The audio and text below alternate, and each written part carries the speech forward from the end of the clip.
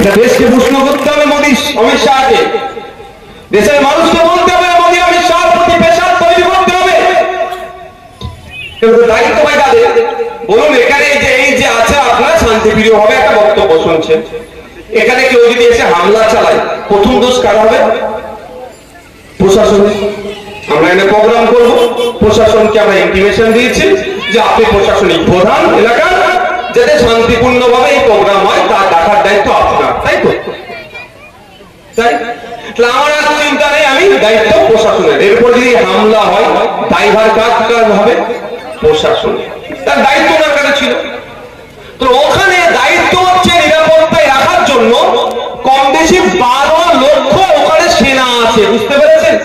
সারা পৃথিবীর মধ্যে সব থেকে বেশি সেনা যদি কোনো জায়গায় থাকে সেই জায়গাটার নাম কাশ্মীর। তাহলে ওর দায়িত্ব দিয়ে আছে শান্তি রাখার জন্য, বিভিন্ন লেয়ারের সিকিউরিটি আছে। তারপরেও তারা সেখানে ছোট পিস্তল নিয়েছে, গুলি করে দিয়ে ভাই বলতাম যে লুকিয়ে নিয়ে এসেছে, বড় বড় এই ধরনের পিস্তল নিয়ে এসে গুলি করছে। কোথায় ছিল ফোর্স? এ প্রশ্ন থেকে যাচ্ছে। ব্যর্থতা কার? মোদীজির ব্যর্থতা, অমিত শাহজির ব্যর্থতা, ডিফেন্স মিনিস্টার। এই প্রশ্ন উঠছে না। এবার আসি আমি দেশের